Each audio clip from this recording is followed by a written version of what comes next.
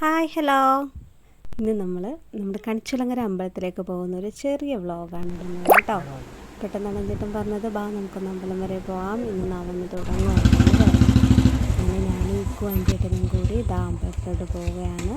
ഇക്കു ആദ്യമേ വരുന്നില്ല എന്ന് പറഞ്ഞാൽ ബുള്ളറ്റിന് ഓണാക്കുന്ന ശബ്ദം കേട്ടപ്പോൾ ഓടിപ്പാഞ്ഞു വന്നു കേട്ടോ.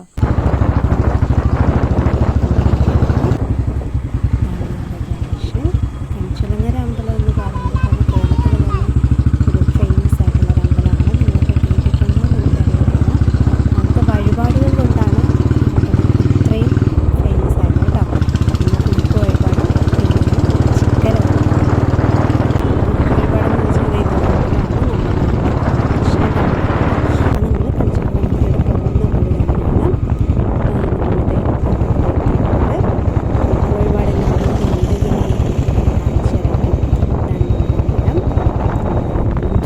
വരുവാണ്. പടിഞ്ഞാറ് നടയിൽ കൂടി ചുറ്റി തെക്കേ നട വരെ എത്തും കേട്ടോ. ഇപ്പം തെക്കേ നടയിലാണ് നമ്മൾ വണ്ടി വെച്ചത്. അതാകുമ്പോൾ ഒരു ചുറ്റി നിങ്ങളൊന്ന് കാണിക്കാൻ പറ്റുമല്ലോ എന്ന് കരുതിയാണ്. സാധാരണ ഞങ്ങൾ വടക്കേ നടയിൽ വണ്ടി വയ്ക്കാറാണ് പതിവ്.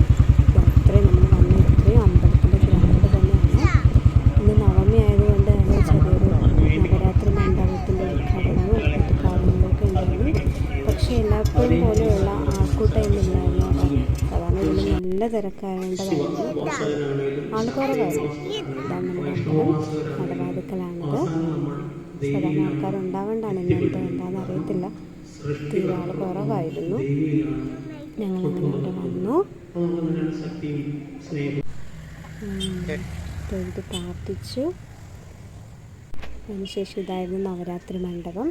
ഇതിൻ്റെ ഒരു ഉദ്ഘാടനം ഉണ്ടായിരുന്നു. നമ്മുടെ വെള്ളാപ്പള്ളി നടേശൻ അവറുകളാണ് ഇത് ഉദ്ഘാടനം ചെയ്തത് കേട്ടോ. ഞങ്ങൾ വരുമ്പോൾ അവിടെ ഉണ്ടായിരുന്നു, പക്ഷേ വീഡിയോ എടുക്കാനായിട്ട് പറ്റിയില്ല. അപ്പോൾ ഇച്ചിരി തിരക്കായതുകൊണ്ട് എടുക്കാൻ പറ്റില്ല. ഇതാണ് പുഴുക്ക് വഴിപാട് കേട്ടോ. കേരളത്തിൽ നിന്നുള്ള എല്ലാവരും മിക്ക സ്ഥലങ്ങളിൽ നിന്ന് ഇവിടെ വന്ന് ഈ പുഴുക്ക് വഴിപാട് നടത്താറുണ്ട്.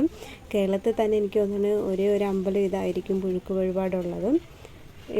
കണ്ടോ, മണി ഇപ്പോൾ 7:30-8 മണിയായിട്ടും ഇപ്പോഴും നല്ല തിരക്കുണ്ട്, അത്യാവശ്യം ആൾക്കാരുണ്ട് അവിടെ. അതായത് പുഴുക്ക് വഴിപാടിന് ഈ അടപ്പും വെള്ളവും ഇതുപോലത്തെ സൗകര്യങ്ങളും നമ്മുടെ അമ്പലത്തിൽ നിന്ന് തന്നെ പ്രൊവൈഡ് ചെയ്യും. ബാക്കി അതിന് വേണ്ട സാധനങ്ങൾ നമ്മൾ കൊണ്ടുവരാൻ പറ്റില്ലെങ്കിൽ അടുത്തിപ്പോൾ കടകളുണ്ട്, അവിടെ നിന്ന് നമുക്ക് വാങ്ങിച്ചായാലും ചെയ്യാം. അല്ലാതെ നമ്മുടെ വീട്ടിൽ നിന്ന് കൊണ്ടുവരുന്നവരും ഉണ്ട്. പച്ചരിയാണ് കേട്ടോ, പച്ചരി പൊടിച്ചാണ് അതിനെടുക്കുന്നത്. അത് കഴിഞ്ഞ് ഞങ്ങളെല്ലാം 3 പേരും കൂടി അമ്പലമൊക്കെ ഒന്ന് ചുറ്റി കണ്ടു. നല്ലൊരു വൈബാണ്, നല്ല മനസ്സിന് കുളിർമ കിട്ടുന്ന നല്ല ചെറിയ കാറ്റുകളോട് കൂടിയൊരു നല്ലൊരു ഫീലിംഗ് ആണ് കേട്ടോ. അത് പറഞ്ഞാൽ ഏതൊരു ബീച്ചിൽ പോയാലും എവിടെ പോയാലും നമുക്ക് ഇങ്ങനെ ഒരു വൈബ് കിട്ടില്ല. നല്ലൊരാശ്വാസം ഉണ്ടായിരുന്നു.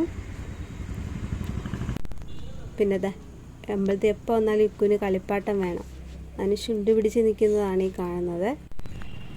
പിന്നെ പോയി ഒരു കളിപ്പാട്ടം ഞങ്ങൾ വാങ്ങിച്ചു. അവൾക്കിത് ഇത്രയും കളിപ്പാട്ടം ഉള്ളതിൽ അവൾക്ക് വേണ്ടതൊരു ഗദയായിരുന്നു. ഗദയിലാണ് കയറി പിടിച്ചിട്ട് പറഞ്ഞത് എനിക്കിത് മതിയെന്നും പറഞ്ഞ് അതിന് വാശിയായിരുന്നു. അവിടെ കിടന്ന ഗദയ്ക്ക് 2 റേറ്റ് പറഞ്ഞു പുള്ളി, ഒരു 100 രൂപയുടെ ഒരു 60 രൂപയുടെ. പിന്നെ ഞങ്ങളൊരു 60 രൂപയുടെ ഗദ വാങ്ങിച്ചു കൊടുത്ത് ആശാട്ടിനെ ഒന്ന് തൃപ്തിപ്പെടുത്തി.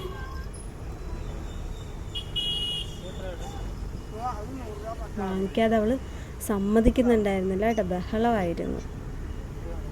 അതൊക്കെ കഴിഞ്ഞ് ഞങ്ങൾ 2 കവറ് കപ്പലണ്ടിയും വാങ്ങിച്ചതാ. ഇതാണ് നമ്മുടെ ഗുരുമന്ദിരം.